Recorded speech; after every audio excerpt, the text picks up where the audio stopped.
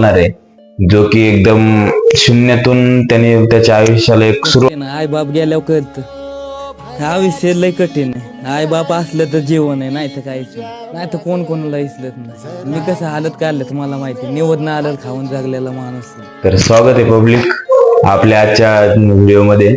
मी सानप विशाल आणि आज आपण म्हणजे अशा एका व्यक्तीबद्दल बोलणार सुरुवात केली आणि त्यांनी म्हणजे तुम्हाला आता आजपर्यंत तुम्ही त्याचा संघर्ष पण पाहिला असेल. तर असा व्यक्ती कोण आहे तर तुम्ही आज सगळ्या म्हणजे ओळखतच असाल, पण मी तुम्हाला सांगतो. तर चला आपण आज थोडं सूरज बद्दल बोलू. तर त्याच्याबद्दल आता म्हणजे कसं आपण जितकं बोलणार आहे तितकं तर ते कमीच आहे, पण त्या व्यतिरिक्तही आपण बोलण्याचे प्रयत्न करू. आणि मेन मुद्दा काय आहे तर आज सूरज चव्हाण एकदम गरीब घरातून जे असं समजतात की आज आपण काहीच नाही तर, किंवा आज आपलं सगळं काही संपलंय आणि सगळं काही संपून आपण आता सुरू कसं करणार आणि सुरू केल्याच्या नंतर हे आपण सक्सेस होऊ शकतो का.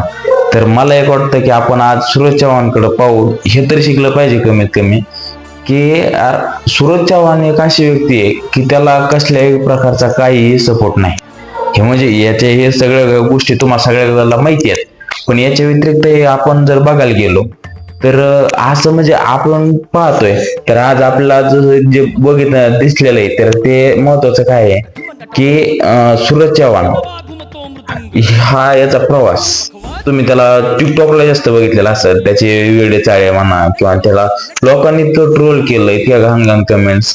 त्याचं नशीब की त्याला वाचता येत नव्हतं, हा एक मुद्दा वेगळा आहे.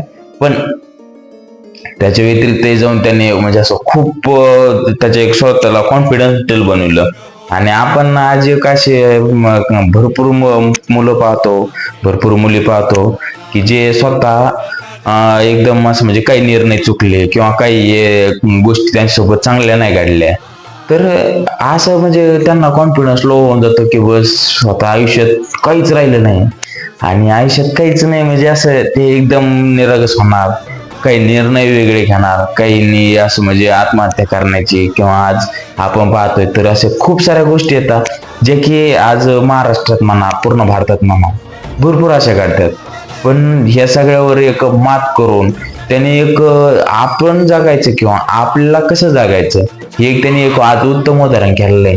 भलेही तो आज काय असू शकतो काही नसू शकतो, त्याला काही कळू शकतं किंवा त्याला नाही कळू शकत, हा त्याचा एक म्हणजे एक मेंटली प्रॉब्लेम असू शकतो, बट त्याच्या पलीकडे जाऊन त्यांनी काय दुनिया घडवली हे आज आपण पाहू शकतो. जर आज आपण त्याचा एक विचार करायला गेलं की यार हा मुलगा काय, आज जर तुम्ही बिग बॉसच्या घरात बघितलं तर आज बिग बॉसने त्याला ह्या स्तरावर नेलेले की तो त्या स्तरावर जर त्यांनी त्याची मेंटॅलिटी आज तिथं नेलेली आहे तर ते जाऊन तो उभा कसा राहिला. आपण घ्यायचा मुद्दा म्हणजे असा की तो उभा कसा राहिला. तर मित्रांनो त्यांनी त्याची स्टोरी सांगितल्याप्रमाणे म्हणजे असं आज कोणताही माणूस असून द्या तो त्याच्या आयुष्यात काय होता हे जर पूर्णपणे जर ऐकलं तर कोणताही माणूस त्याला वाईट वाटू शकतं, तो रडूही शकतो. याच्या पलीकडे जाऊन सांगायचं झालं तर महत्वाचं म्हणजे काय आहे की आज जी गोष्ट त्याच्यासोबत झालेली आहे